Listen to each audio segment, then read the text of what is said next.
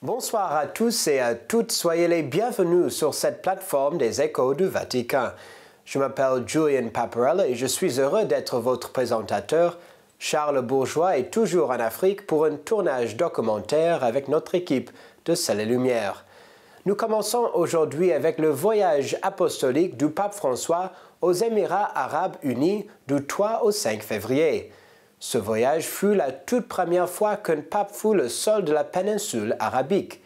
La visite a été centrée sur le dialogue interreligieux, surtout avec l'islam.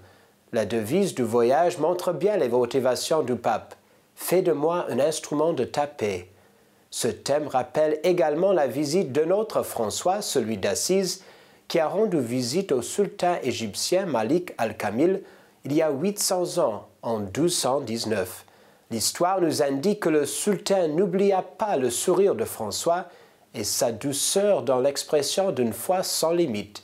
Il est le but du François de nos jours, celui d'Argentine, d'apporter lui aussi un message de réconciliation et de paix et de promouvoir une vraie rencontre fraternelle entre les chrétiens et les musulmans.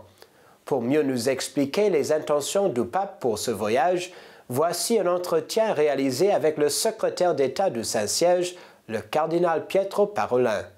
Eminenza, Francesco è il primo Papa in visita negli Emirati Arabi Uniti. Quali prospettive per questo viaggio definito da molti storico?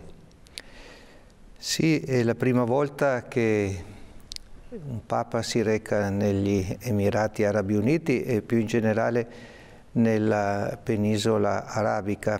Vorrei sottolineare prima di tutto le caratteristiche di questa terra, una terra che è un po' come un ponte, no? tra l'Oriente e l'Occidente. Basti pensare agli scali aerei. Di solito per andare in Oriente bisogna appunto passare per qualche aeroporto degli Emirati Arabi Uniti. E poi una terra che si caratterizza proprio per essere una terra multiculturale, ecco, multietnica e multireligiosa.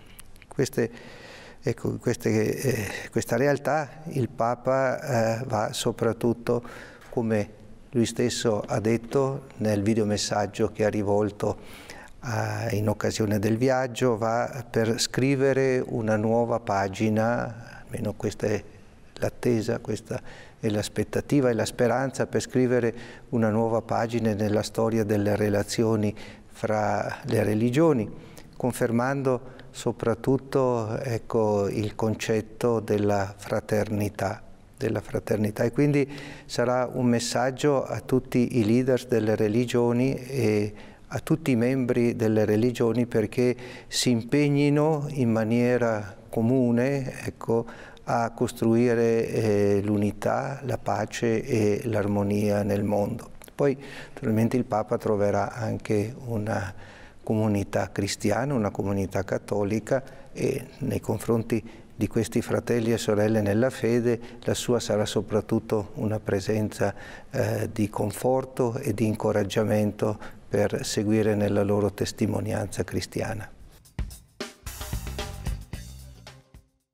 À son départ de Rome à l'aéroport Fiumicino, le pape François a rencontré les personnes sans abri qui font partie d'un programme de l'aéroport soutenu par Caritas qui fournit des lits et des lits d'appoint pour les urgences à l'aéroport.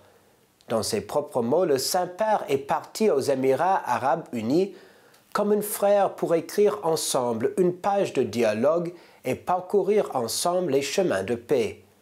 Lors du vol, le pape a appris qu'il pleuvait le matin sur la péninsule arabique, rare signe de bénédiction dans cette région désertique. Le pape a répondu aux journalistes présents dans l'avion, espérant que tout se passe comme ça. Et maintenant, regardons un reportage spécial de Cateo pour nous familiariser avec le contexte de ce 27e voyage apostolique du pape François. Vous savez, cette région d'Asie du Sud-Ouest à la jonction avec l'Afrique, où l'on trouve l'Arabie Saoudite, Oman, le Yémen, le Qatar, le Koweït, Bahreïn, et puis une fédération de 7 plus petits Émirats, la Fédération des Émirats Arabes Unis. C'est là que va le pape François, à Abu Dhabi, qui est à la fois l'un de ces Émirats et le nom de la ville capitale de la fédération. Mais que va faire le pape François, apôtre d'une église pauvre pour les pauvres, dans une ville où, moyennant une vingtaine d'euros, on peut commander un goldoncino, c'est-à-dire un cappuccino recouvert de poudre d'or? Il faut remonter il y a une soixantaine d'années pour comprendre ce qui s'est passé à cet endroit-là, un humble village de pêcheurs de perles qui ressemble aujourd'hui à une sorte de New York des sables. Et ça, c'est bien sûr dû à la découverte de l'or noir en 1958. On découvre les réserves locales. Aujourd'hui, Abu Dhabi, c'est plus de 8% des réserves de pétrole du monde entier, plus de 5% des réserves de gaz.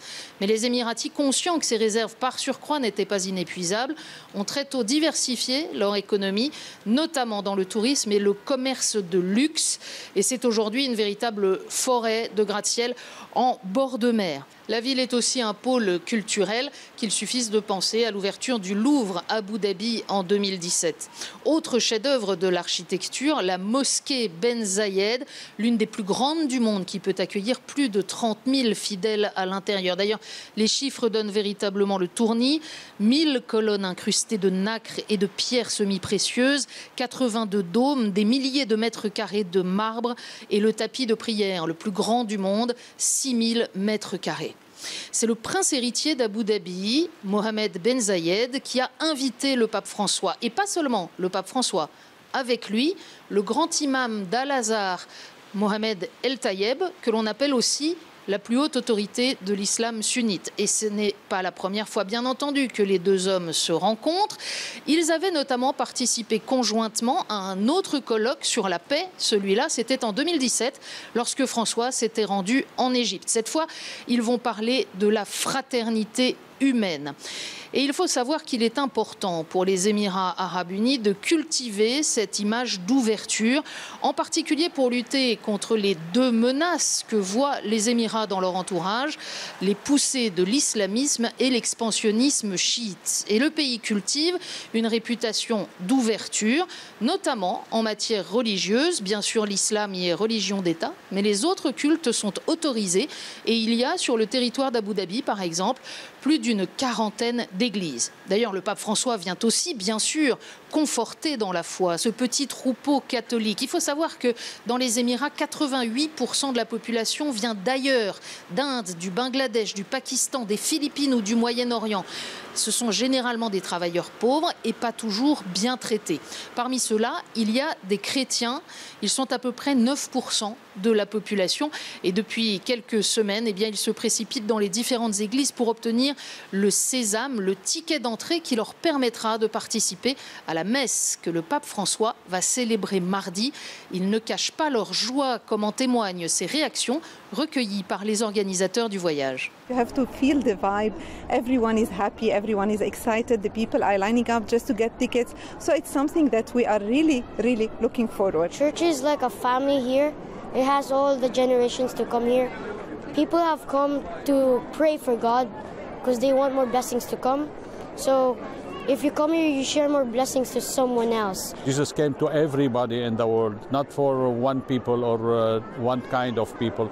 He came for everybody, and he wants everybody to come and pray and have peace in their hearts. 800 ans après la rencontre entre François d'Assise et le sultan Malik Al-Kamil à Damiette, le pape François donne une nouvelle illustration de cette culture de la rencontre qui lui est si chère. Du reste, il a choisi comme thème de ce voyage une phrase de la prière attribuée au Poverello « Fais de moi un instrument de ta paix ». Une fois arrivé sur la péninsule arabique, le pape a été accueilli par le prince héritier des Émirats arabes unis, le cheikh Mohammed Ben Zayed à Nayan. Le pape a également retrouvé Ahmad Al-Taïb, le grand imam d'Al-Azhar, qu'il considère comme un ami et un frère, avec qui il a partagé une chaleureuse accolade. Ce fut la 5e fois que les deux hommes se rencontrent. Lundi matin, le pape a été officiellement reçu avec grande faste au palais présidentiel à Abu Dhabi, des cavaliers et des avions de chasse donnant un impact spectaculaire à l'arrivée du Saint-Père. Le pape et le prince héritier ont eu un entretien à huis clos sans déclaration publique. Le pape a également salué différentes personnalités émérites. Au terme de cette rencontre, le pape a écrit ce message dans le livre d'honneur.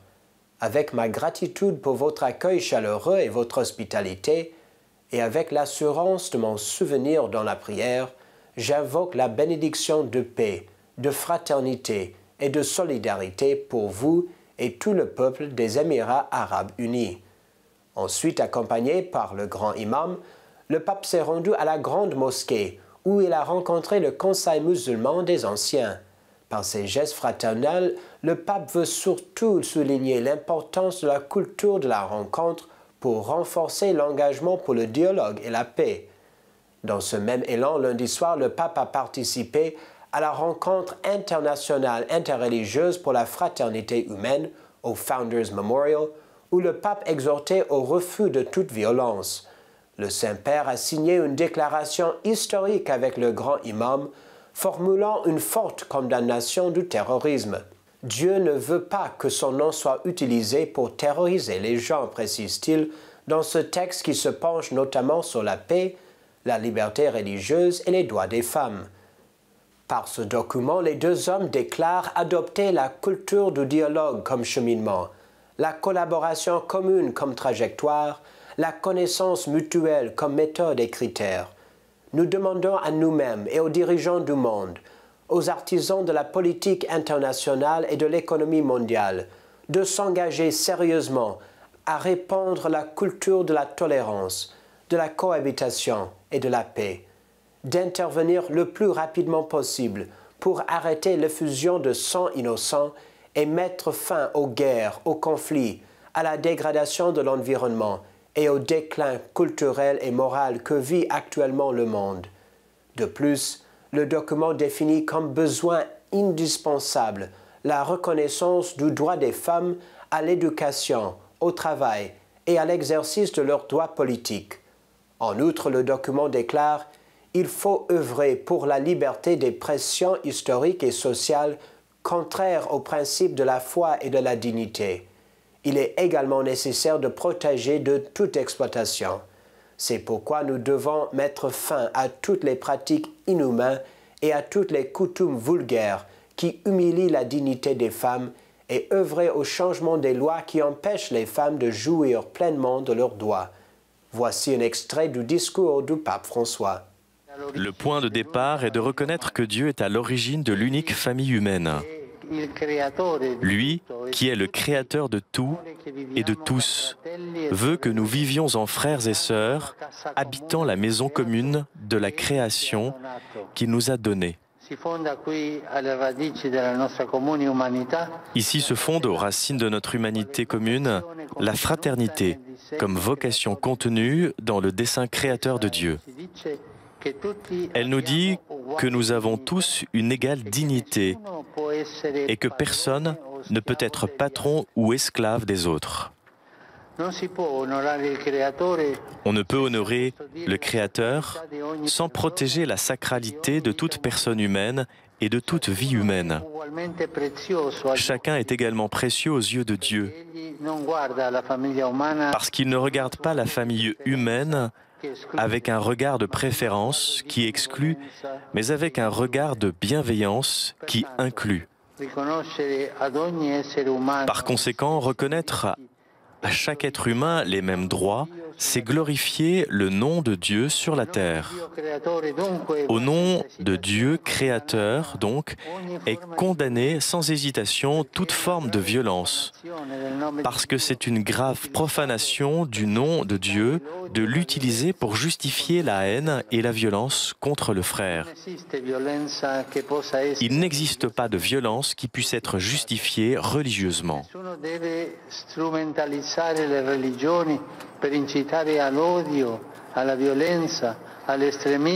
Personne ne peut utiliser la religion pour pousser à la guerre au nom de Dieu.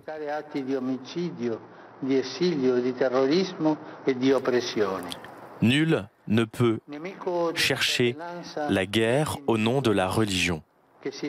Un ennemi de la fraternité est l'individualisme, qui se traduit dans la volonté de s'affirmer soi-même et son propre groupe au-dessus des autres.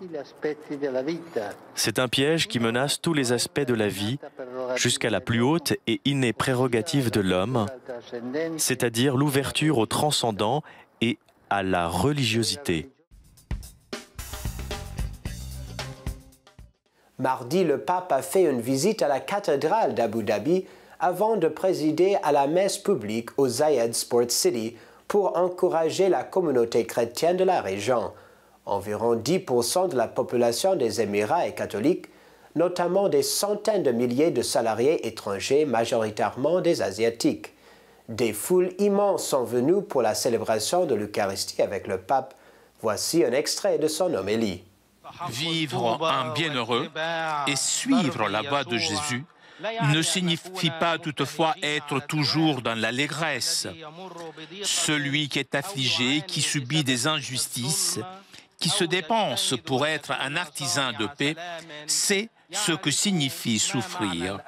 Pour vous, ce n'est certes pas facile de vivre loin de la maison et de sentir peut-être, en plus de l'absence de l'affection des personnes les plus chères, l'incertitude de l'avenir. Mais le Seigneur est fidèle, il n'abandonne pas les siens. Il peut arriver devant une épreuve, devant une période difficile, de penser être seul, même après tant de temps passé avec le Seigneur. Mais dans ces moments, même s'il n'intervient pas tout de suite, il marche à nos côtés. Si nous continuons à aller de l'avant, il ouvrira un chemin nouveau.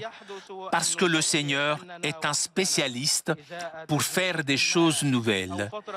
Il sait ouvrir des voies, même dans le désert.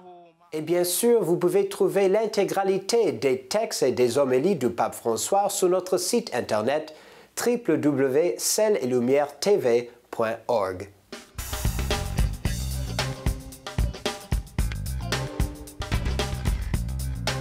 Et voici la tweet de la semaine. Dieu est avec l'homme qui cherche la paix, et du ciel il bénit chaque pas qui, en ce sens, s'accomplit sur la terre. Avant de partir en voyage, le pape François a présidé comme chaque dimanche à la prière de l'Angélus de la fenêtre du palais apostolique au Vatican. Ce dimanche, le pape a médité sur l'évangile du jour où Jésus se trouve à la synagogue de Nazareth et se heurte à l'incompréhension et à la méfiance de ses compatriotes. Voici un extrait des paroles du pape. Et cet évangile nous montre que le ministère public de Jésus commence par un refus et par une menace de mort. Paradoxalement, justement de la part de ses concitoyens, Jésus, en vivant la mission confiée par le Père, est bien conscient qu'il doit faire face à la fatigue, au rejet, à la persécution et à la défaite. Un prix que hier, comme j'ai dit, la prophétie authentique est appelée à payer. Le dur rejet, cependant, ne décourage pas Jésus et n'arrête pas le chemin et la fécondité de son action prophétique. Il avance dans ce chemin, confiant dans l'amour du Père. Aujourd'hui aussi, le monde a besoin de voir chez les disciples du Seigneur des prophètes, c'est-à-dire des personnes courageuses, persévérantes à répondre à la vocation chrétienne. Des personnes qui suivent la poussée du Saint-Esprit, qui les envoie annoncer l'espoir et le salut aux pauvres et aux marginaux. Des gens qui suivent la logique de la foi et non la logique du miracle. Des personnes dédiées au service de tous, sans privilèges et exclusion. En quelques mots, des gens qui s'ouvrent à accueillir en eux-mêmes la volonté du Père et s'engagent à en témoigner fidèlement aux autres. Samedi dernier, 2 février, l'Église a célébré la présentation de Jésus au Temple, qui est également la journée mondiale de la vie consacrée. À cette occasion, le pape François a fait parvenir un petit cadeau symbolique à toutes les religieuses vivant dans l'enceinte de l'état de la cité du Vatican. Un bouquet de primes verts, l'une des premières fleurs à apparaître au printemps. Le pape François a également présidé la messe à la basilique Saint-Père, commençant par une magnifique procession de la lumière. Après la bénédiction des cierges, le pape a remonté la nef à la seule lueur des bougies, dont les petites flammes vacillantes symbolisent le Christ, lumière qui se révèle aux nations. Dans son homélie, le Saint-Père a médité sur l'essence de la vie consacrée comme rencontre vivante avec Dieu, appel à l'obéissance fidèle et vision d'un Dieu qui suffit comme il est. La rencontre avec Dieu, le pape rappelait, se fait chaque jour de notre vie, directement et non pas de manière virtuelle.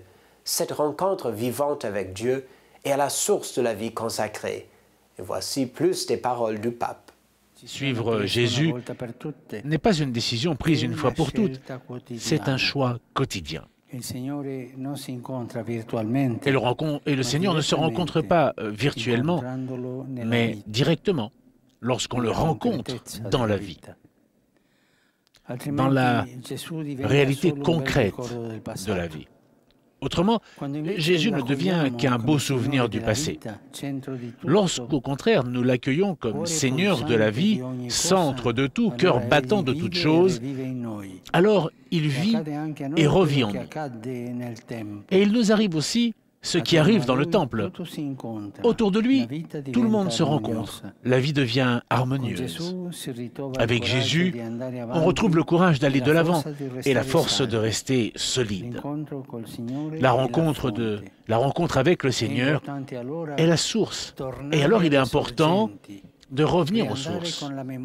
Retourner par la mémoire aux rencontres décisives que l'on a pu avoir avec lui. Raviver le premier amour, peut-être même écrire notre histoire d'amour avec le Seigneur. Cela fera du bien à notre vie consacrée, afin qu'elle ne devienne pas le temps qui passe, mais qu'elle soit le temps de la rencontre.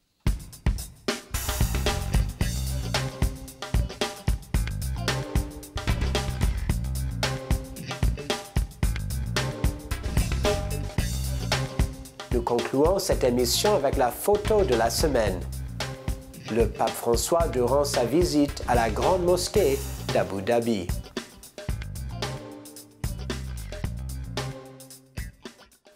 Je vous dis à la semaine prochaine pour de nouveaux échos du Vatican.